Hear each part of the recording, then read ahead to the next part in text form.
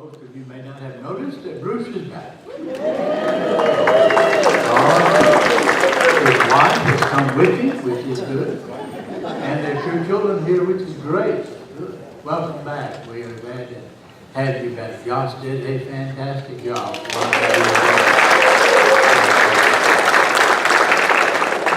fact, it's lucky you even can have a job.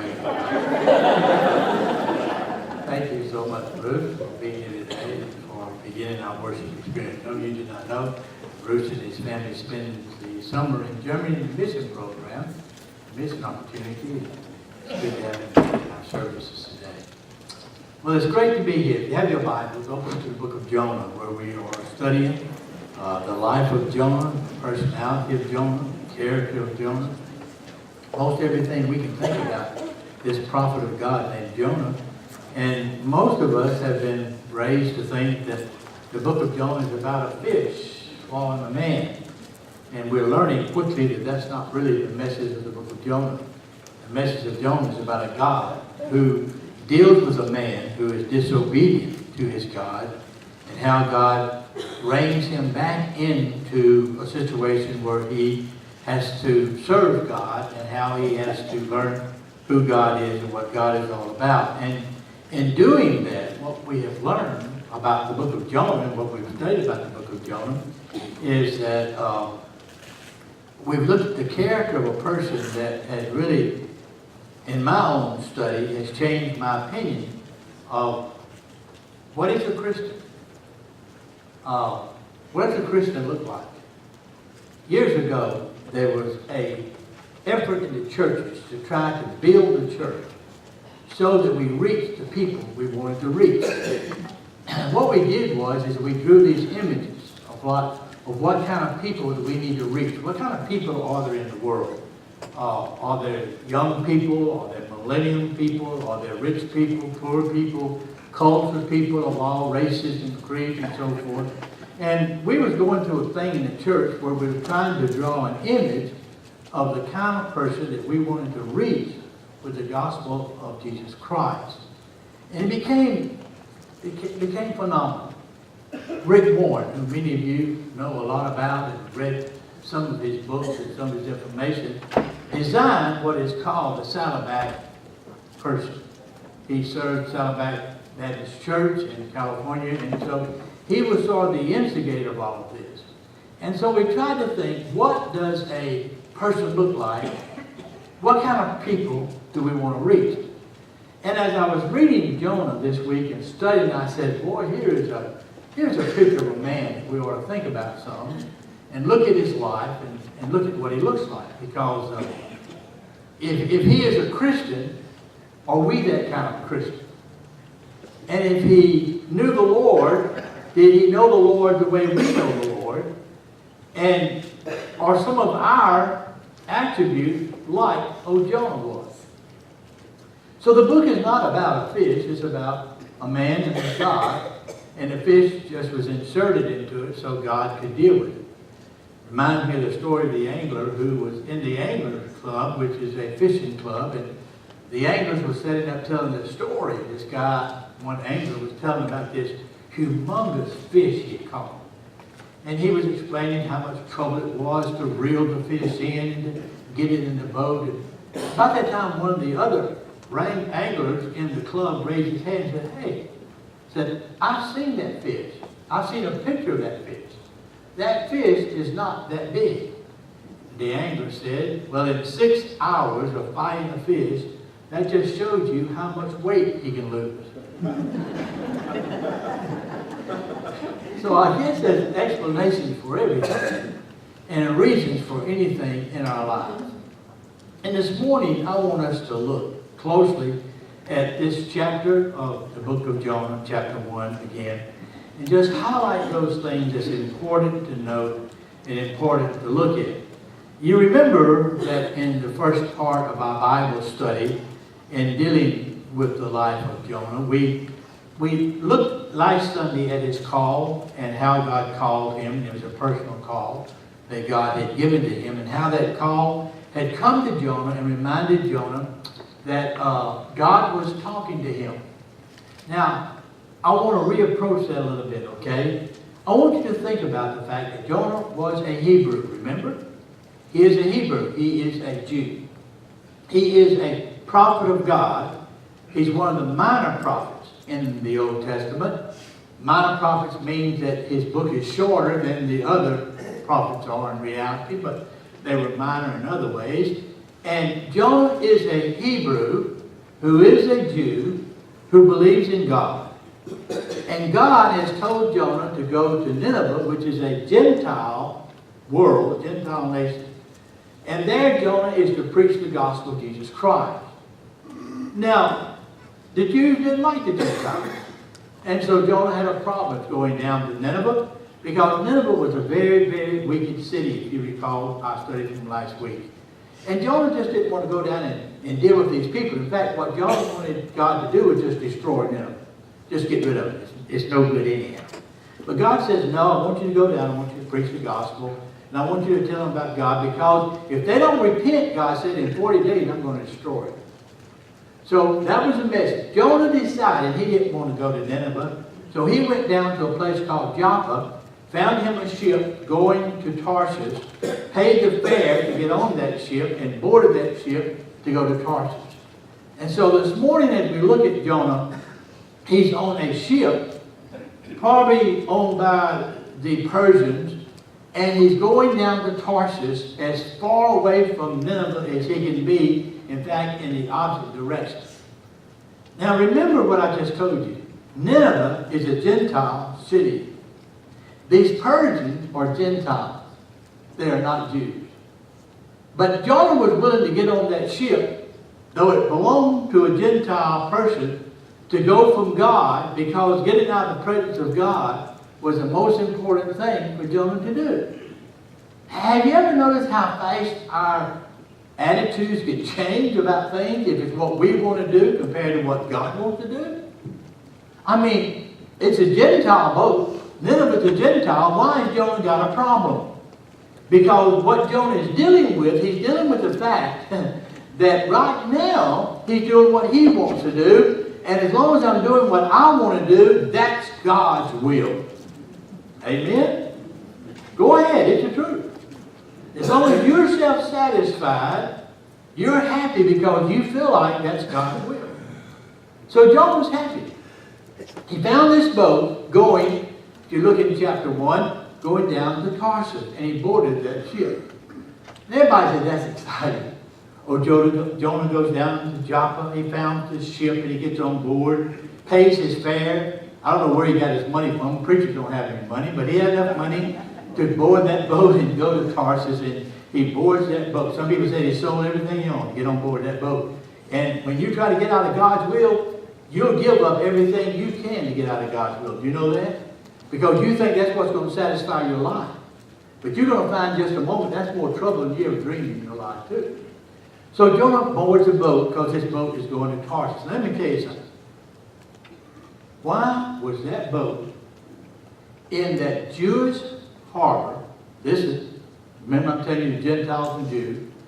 Why is this Gentile boat in a Jewish harbor, and why is a Jewish man going to get on a Gentile boat and go to Tarshish? Oh, it's an accident. You know, everything that's happened by chance. You know why that boat was there?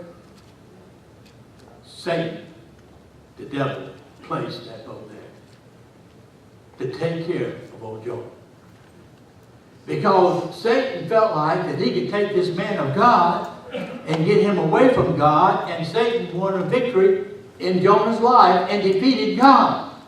And so that boat wasn't there by accident, though God's in control of everything. That boat was placed there because Satan had something to do with it. The devil had something to do with it. And I want you to understand this morning, I don't care how hard you try to get away from God, Satan's going to find some kind of way to make you feel like you're comfortable in what you're doing. I mean, it just chance. Here's a boat. Ooh, how lucky I am, you know. And somebody goes and can say, ooh, how lucky I am. I won today. Oh. Satan did that to bring you back the next time so you can lose. There's no wins in this game, friend. This life is not a winning situation. This life is only won by our faith in Jesus Christ and who He is and what God can do. So Jonah, he boards this boat, and very interesting to look at the story. There's a call that came to Jonah that you will see. That call is very interesting in verses 1 and 2 of the first chapter, where the Lord gave this message to Jonah, son of Amittai, and get up and go to that great city, Nineveh, announce my judgment against it, because I have seen how wicked this people are. So Jonah has the call, he has the message, and then there is something undoubtedly that makes this thing ring brighter, because look at verse 3.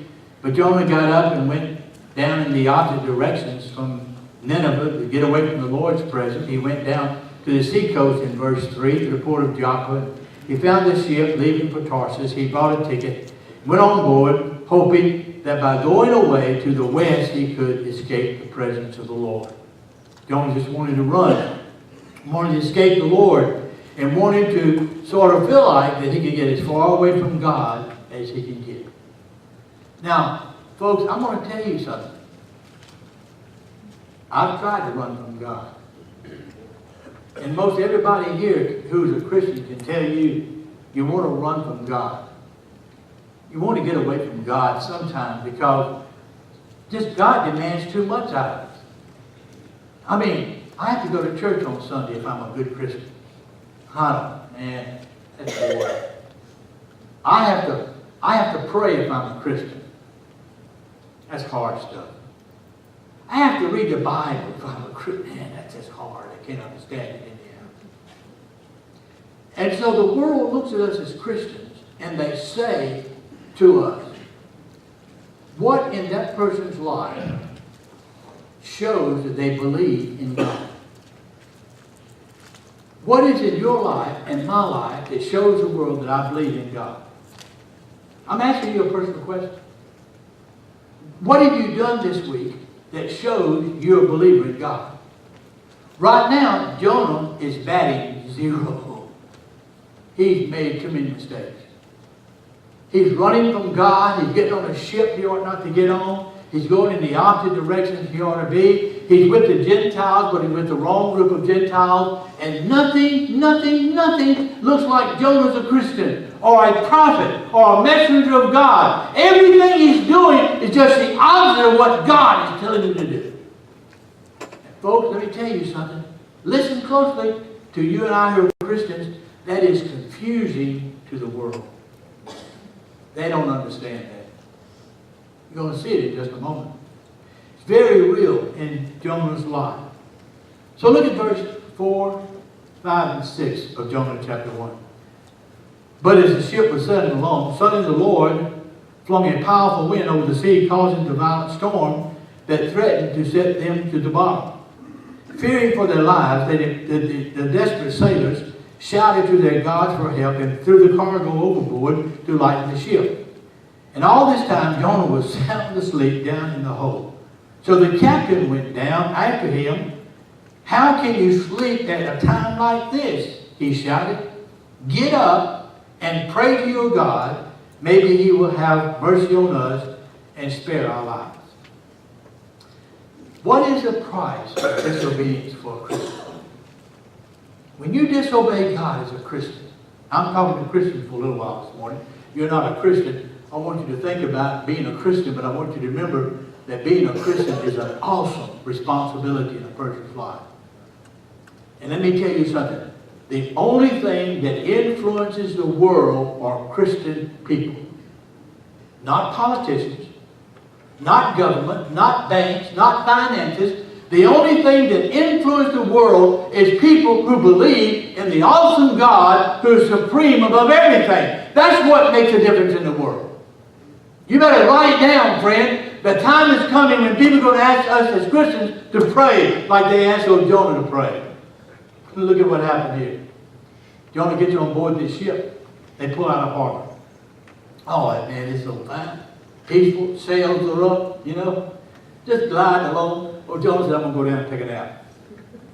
He was tired. I'm going to tell you, running from God is a tiresome job. Because You mentally know you're wrong. You physically know you can't last. Everything's against you when you're running from God. And old Jonah was wore out, so he goes down in this ship, in the hull of this ship to go to sleep. Now remember, this is not a cruise ship, folks. This thing didn't leave Mobile. This thing left Joppa. And it's an old ship, and inside it's dark, and on top is the deck, and these sailors are up there taking care of everything, and they pull them out of the harbor. They get out into the sea, and the land disappears. I don't know if you've ever been on a ship like that. When the land disappears, you say, ooh, boy, I hope everything goes okay on this boat. And they pulled out, and they was out in the sea, and they were just cruising along, and it was so nice, and all of a sudden, boom! Storm hits. Look at it, the Bible says. A good captain would have known when the storm was coming, wouldn't he? He could have looked out and seen the clouds. Got a little storm coming over here. Better get ready for some rough weather. Not this storm. This storm came from God. And you know how much notice they had? 0. Folks, when God strikes, He don't have to tell you anything. He can do what He wants to do. Well, how in the world did I get this cancer so quick? How in the world did I have this heart attack so fast? How come I'm in the situation I'm in like I am? Because, friend, God can act any moment He wants to act, any way He wants to act, and you could be in a storm so furious that you don't know what to do. And these sailors are scared. Look at that. The Bible says they begin to realize the situation of the storm, and as they begin to realize that in this situation there may not be any hope for them. And so verse 7 says they begin to cast lots as to who this problem was all about. Or they was trying to throw all the goods overboard and the cargo. And they was trying to get the ship settled down in the storm because it looked like the storm was going to destroy the ship. And then all of a sudden they begin to think about, what do we do next? We can't handle this storm. This storm is bigger than it's ever been before. Now these wasn't just little Sunday afternoon sailors. They was married. They was real sailors. They'd been on that sea many times. But they'd never seen a storm like this. Want to jot down in your margin somewhere? Folks, we're going to see a storm before long we've never seen before in this world. It's coming. We're going to see a storm like you cannot imagine in this world. We are lucky that God has been merciful for us a long time. But God's patience is about to wear out. And God waits till we get out in the middle of the sea when we don't have any other choice but say, dear God, have mercy on us. There's no way to go. And so they begin to throw all the cargo. I like this. This is one of the best things. I can just see them sailors taking the cargo. Now let me tell you, that cargo was their money maker. Do you understand? The cargo delivering to Tarsus would have been how they got paid for their trip. Now if they got to Tarsus and they didn't have the cargo, what do you think the owner of that ship is going to say? And what do you think the merchants who's waiting for their cargo is going to say? What did y'all do? We got out there in a little storm and thrown it overboard. You know what would have happened in those days? Every one of those sailors would have been put in prison, and they'd have to pay that debt that they lost when they threw their cargo over. They would have been in prison for doing what they did. But I want to tell you something. When God strikes, you'll do anything. Just write it down. You'll take the cargo, precious as it is, and you'll throw it overboard. It don't mean anything. You'll think what's valuable is invaluable when God touches your life. You see, what you think is so important now, what do you think your life is all about now? What do you think you have right now that's so important to you? When God puts a storm in your life, you'll throw it overboard. Because that's not what's going to save your life. That's not what's going to take you through the storm. And so they begin to throw the cargo overboard, and as they did, Jonah was sound asleep. And the captain came up, according to verse 6, and the captain says, I've counted my men, and I'm short one. Here's a Gentile captain. I've got all my sailors on board, but I'm missing somebody. And he remembers this Jewish guy they got on board at Joppa, and he can't find him. So the captain goes down in the ship where it's dark. There's no light down there. They don't have electric lights. They had torches, but they wouldn't take them beneath the ship for fear to catch the ship on fire. And the captain goes down there, a Gentile captain, and says to this Hebrew Jewish man, wake up. Let me tell you a little story. I'm imagining, I know I'm reading between the lines, but I'm going to tell you the story anyhow. This captain was in Joppa, which is a Jewish port, a Hebrew port. This captain probably had heard about this Yahweh, Jehovah God. The God that led the children of Israel out of bondage, the God who performed miracles, the God who flooded the earth, you know. This old Gentile captain had heard about this. Why he let that Jewish man on board his boat, I don't know. But he was just being nice to this Jewish guy who was a believer in God. And so he let him on board, and he goes downstairs in the bottom of the ship where old Jonah's sound asleep. He'd been running from God, and he's tired. And the captain says, why in the world are you asleep? Everybody on this boat is praying. You're the only one that's not praying. Folks, there's people from California to Washington that's praying for this nation and this world, and they don't even know your God. They're praying because they're sick. They're praying because they're broken. They're praying because they're in trouble. They're praying because their lives are messed up. And they don't even know God. Who are they praying to? They're praying to whatever they can pray to. And this old Gentile captain says to Jonah, you are a Hebrew. Your God is an awesome God. Why are you doing asleep? You ought to be awake, praying like everybody else on this boat is praying. Folks, that ought to scare us to death as Christians. You know the greatest thing we can do is pray. Pray, pray, pray. Keep praying. Next couple of Sundays we're going to be looking at chapter 2, and it's Jonah's prayer. And if you don't think, oh, Jonah learned how to pray, he may have forgotten how to pray. He learned how to pray real fast. And you will too when God touches your life. I've never been in a situation where somebody said, don't pray for me. I've had a lot of people call me and say, pray for me. It is not praying that's important. It's when you're praying that's important. And you will pray. Believe you me, you will pray. God will put you in a place where you'll pray. So Jonah is there. He's woke up, and the captain says to this believer, why aren't you praying? I think sometimes the world is saying to us as a church, why aren't you praying, church? Why are you asleep? Why are you so dead, church? You ought to be alive. You ought to be full of praying and full of excitement. The church ought to be an exciting place to be a part of. Amen? We're here because we know the awesome God of the universe. That's what Jonah told us one time. He said, I know the God of earth, sea, and land. And these old Gentile crewmen said, you know who? Jonah said, I know. I'll read that in just a moment. Let me get to it. I'm getting ahead of myself here this morning. Let's look down at verse 7 and 8. Look at this exposure. When they realized they couldn't save the ship, they wanted to know what was going on, so they cast lots. Which of them had offended the gods caused the terrible storm. When they did this, Jonah lost the toss. What have you done to bring this awful storm down on us? They demanded. Who are you? What is your line of work? What country are you from? What is your nationality?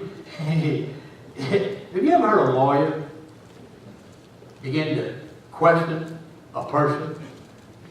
Ask these questions. I don't want to answer that question, lawyer. I plead the fifth. I don't want you to know anything about me, lawyer. I don't want you to know what I did. Am I right, kid? I plead the fifth. I'm not going to say anything. God don't give a rip about the fifth because God knows what you've done. And God knows exactly what Jonah has done in his life. And so, there's 7 questions there. You want to jump over to that real quick for me? These are interesting questions. You want to jot them down, you just look at them just for a moment. There are 7 questions that is called to Jonah. And these 7 questions are so unique in what they are. Okay, I need you to pull them up for me because I don't have them with me. Okay? They're down at the bottom of the slide. Yeah, go down to the bottom of the slide where the 7 things are. All right, there they are. Look at the first question. Verse 8. For whose cause this evil has come upon us? That's a good question. While we're in the state we're in, who caused all this mess we're in? Look at verse 8 again. Second question. What's your occupation? You forgot? Jonah is what? He's a prophet. He's a Hebrew. He's a Jew. Now what do you expect from a preacher, from a Christian, for somebody who claims the name of the Lord? Third question. Which comest thou? How'd you get on board this boat? Who put you on this boat? We're in a storm. Where'd you come from, man? He'd been down in the hole of the boat. Hide. Fourth question. What is your country? Supposedly, if he came from a Hebrew country, he was a God-fearing man, and his country was a good country. And supposedly, if we're Americans, all Americans are supposed to be what? We're supposed to be Christians, right? The whole world thinks we're Christians. Jonah's not acting like a Christian. Fifth question. Well, what people are you? They wanted to know, you know. Are you from some race that we've never heard of before? Where did you hatch out from? I mean, we're in a storm. This ship is falling apart. We're fixing to sink to the bottom of the ocean. We're going to lose our lives. We're going to die. That's what they was asking Jonah. They were saying, you know, what kind of people are you? It's the sixth question. What did you do? Well, you know you did something now. What did you do? You ever ask your kids that? What'd you do? I know you did it. What'd you do? It's happened to you, hadn't it, know it. Mom and Daddy asked you that question, hadn't it? Had that right, kids? Maybe that's right. What did you do? Why'd you do it? You got caught, didn't you? You're in trouble now, aren't you? Why did you do this thing? Seventh question. What shall we do to you that the sea may be calm? Wow. You ought to mark those questions down. Those are good lawyers' questions, by the way. You won't take them to law. We can use it sometime. Perfect example of trying to deal with this situation that poor old Jonah is in. And they cast lots. And Jonah, in verses 7 and 8, is the guilty one. Somebody asked me this week about lots. A lot of ways they did that. You ever draw straws? You know what spin the ball is? We're not playing a kissing game today. We're playing somebody's guilty of something here. And the ball stops on you. They drew lots to see who was guilty. You don't think God's going to catch you in your sin? You think you can sin and get by with it? You think you can sin and make it in this world? Jonah tries running. Jonah gets into a boat going to Tarshish. Jonah goes down the bottom of the ship and goes to sleep. Jonah comes up and they pull straws and Jonah is found guilty. You can't hide from God. No way. It's impossible. So Jonah's guilty. And now he's got to own up to that guilt. As they deal with those questions and asking Jonah, you know, what have you done? What's going on in your life? In verse 9, 10, 11, 12, it's so unique with that. If you look at it, he shows the sins have been exposed, and then he shows the unplanned testimony that Jonah didn't realize he had to say. And listen to what Jonah had to say. Okay, what is a Christian? A Christian has to admit that he's a Christian. Am I right? You have to be willing to say you're a Christian. The world's not going to assume you're a Christian by the way you look, by the way you act, but it is on your testimony that you're a Christian. So what does Jonah say? Look at that verse. It says, I am a Hebrew, which means he's what? He's a believer in the Yahweh God. The only God there is. The only God that can save them from this situation. Jonah says, I'm a Christian. I'm a Hebrew. I believe in the awesome God of the universe. And then he says, I worship that God. There's a lot of things I can tell you about Jonah being a Baptist. Here's one of them.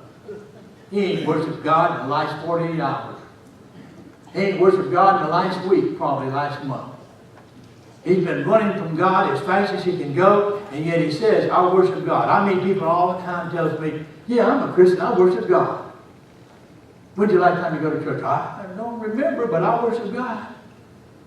Folks, if you're a Christian, you worship God in reality all the time. And you spend time worshiping God. So when somebody asks you, what are you doing? You can say, I went to Sunday's church. I heard about a man who claimed to be a Christian, who wasn't living like one, who claimed he was, and nobody could see God in his life. Because he was living outside of God's will. So Jonah says, I worship God. They said, you better find a way to worship him. Well, you fix to die. I worship the God of heaven, he said, who made the sea and the land. The sea they understood, the land they was hoping for. And Jonah said, my God controls the sea and the land. Yet I'm running away from the presence of God. The sailors were terrified. And they began to ask those questions in verse 8, 10, and 11. Man, if you worship God, why we're in the shape we're in? Can I ask you, as a Christian today, if we're worshiping God, why we're in the shape we're in? Would you tell me? I'll be glad to let you come to the pulpit. Just tell us what we've done. Why is there some bickering in the church if we're worshiping God? Why is there gossip and backbiting in the church if we're worshiping God? Why is people hating one another if we worship God? Tell me why. I don't understand. Because I assume that if we worship God, everybody ought to know it and everybody ought to see that we're believers in the one supreme God and there is none other. Somebody is wrong. Almost said it's not me, but I know better than that. And old Jonah, bless his heart, begins to give his testimony. And that testimony is, I'm guilty. I've sinned. I've done wrong. This altar ought to be filled with people every Sunday who's repenting of their sins, repenting to God because we've not been what God wanted us to be.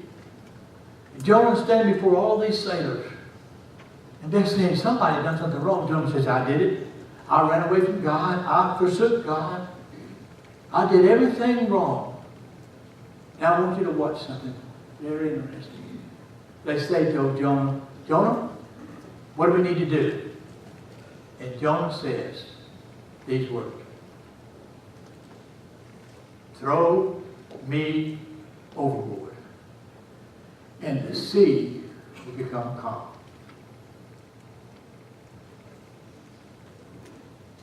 He wouldn't even go to Nineveh. He was headed to Tarsus. He was rebelling against God. But he's willing to die to save the people on that ship. because he's now in a repentant spirit.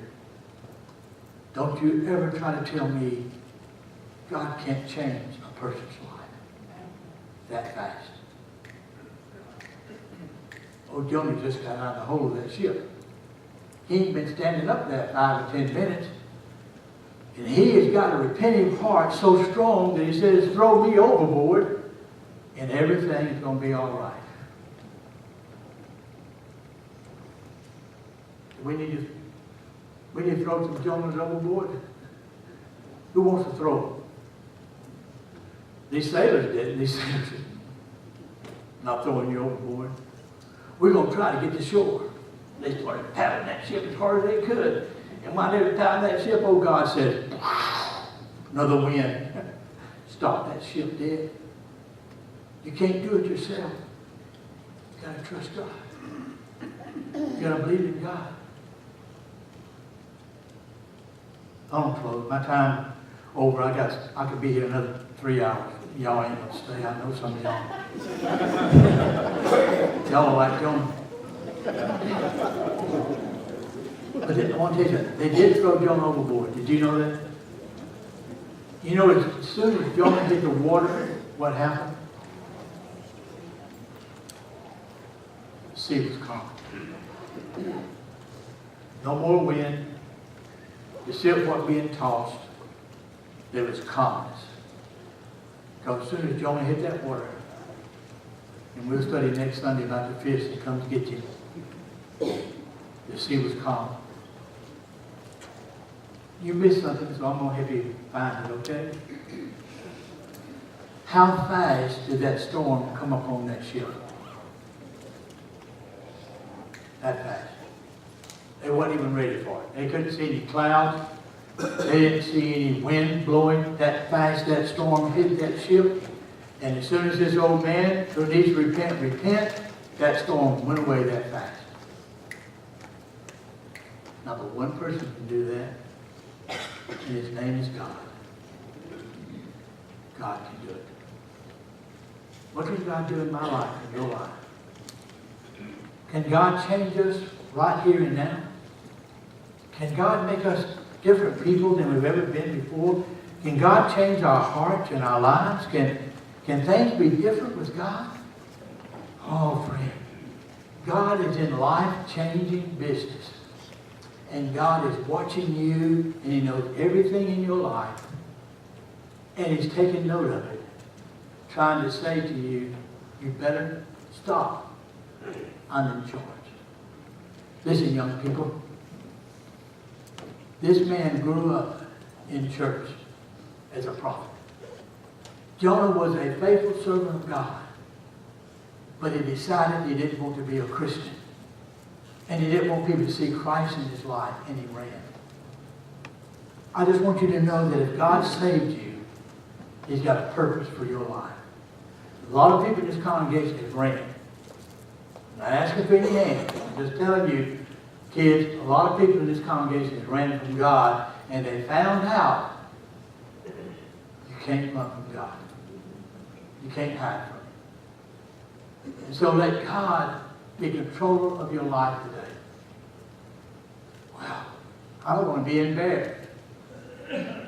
I'd rather be embarrassed before people here this morning than stand before God and God says, you didn't do what I told you to do, did you? You know, you may not like Jonah having to open up what he did, but he did it. But I want to tell you one last appeal this morning. Jonah shamed and disgraced his God by what he did. Did you hear me? Jonah shamed and disgraced his God by what he did. And if you're not willing to do what God wants you to do, you are shaming, backsliding, disgracing the God you believe in. Because He is the awesome God. And people know when you and I are not Christians. They know it. And Jonah stood up and said, I'm guilty. Throw me overboard. That means I'm repenting. I'd rather die than to face God with guilt on my hands. That's unreal. Because these sailors, they don't want to kill Jonah because they don't want his blood on their hands. Huh? The mentality is unreal when you think about what we have to do for God because we're Christians. And that's what the world expects of us. And I don't mind the pressure. I didn't want to make this confession this morning, but I'm going to make it. I don't mind the pressure. I get pressured all the time about being a preacher, about being a Christian, about being who I am. I don't mind the pressure. It's worth every bit of it. Because I know whom I serve. And the pressure is good. I'd rather hurt for Jesus than for somebody else who don't want to do what God's told me to do. And I hope this morning you're ready to do that. You're ready to say, okay, I'm going to repent today. I'm coming to this altar. I'm going to give my life to God. I'm not going to be ashamed of God anymore. I'm not going to run from God. I'm not going to try to hide from God. I'm not going to try to be a backslider. I'm going to come to God. Maybe you need to join the church. You put it off and you haven't done it. Maybe you need to be baptized. You have not walked in the baptismal waters. You've not given your heart to God. Maybe God is speaking to you and you're the only person here because you're the gentleman God is looking for. God is not going to give up on you, friend. God is going to follow you wherever you go because God loves you. He loved Jonah. Follow him all the way out there in that sea. He's going to follow him all the way to Nineveh. Because God never gives up. You give up, God doesn't. Father, thank you this morning for reminding us of this prophet and for giving us the words that reminds us that we're Christians and the world looks at us and they see what we do. Some of us are asleep. And some of us are just not being a good testimony. The world can't see Jesus in us. So they ask us the question, who are you? Where'd you come from? What's your people? Why aren't you a follower of Jehovah if you say you believe in God? God, the world is asking us today as Christians, who are we? And why have we done what we've done? Why have we committed the sins we've committed? Why have we tried to hide from you, God, when you pursue us and you love us so much? So there's a heart here this morning, God, who somebody maybe tried to play the Jonah. We've played it. God, you know that we've tried to run from you. We know what it's like to know the guilt, the shame, and embarrassment we've brought to you because we've not done what you've told us to do. So I pray for that person today that this would be a moment of cleaning of their life, a moment of changing of their heart, of giving their faith and trust in Jesus Christ, being a part of the church and joining the church. And that during this invitation time, this is when they'll come and say, I believe in God. Change our hearts now, oh God. I pray in Jesus' name. Let's stand together.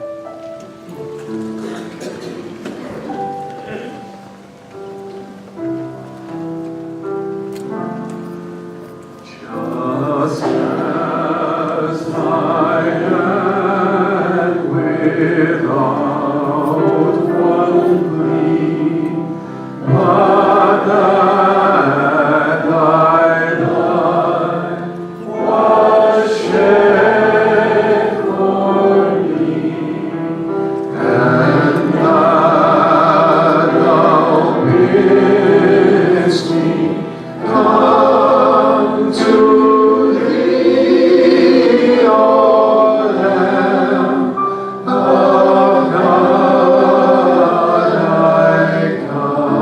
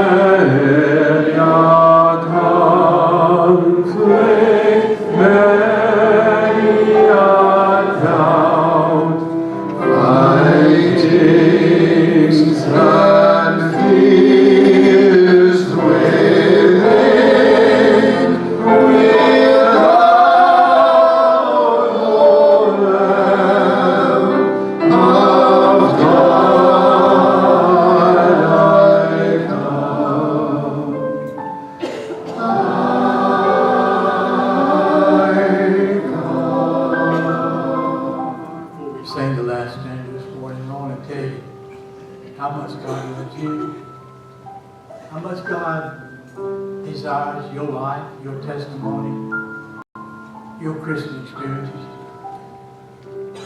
You know, if anybody in this world loves you, it's not the person standing beside you, not the person behind you, in front of you, not even me. Nobody loves you like God loves you. God loves you. God loves you. And I don't care what you've done. Same thing he says to Jonah. You want to come home? Come home. You want to do what you need to do it. That's how much God loves you. He would not let Jonah go down in the sea and die. He provided a fish. He wouldn't let Jonah go back. He sent him to Nineveh. And when Jonah complained, God said, I still love you, Jonah. What a God. What a God. What a God. It can be your God. Your God. We sang this last verse. If you want to experience that love, you're in a balcony, you're here on the floor of the church, wherever you are, you want to come right now and experience that love. God's waiting for you. God's called you here for that particular experience this morning in your life while we sing.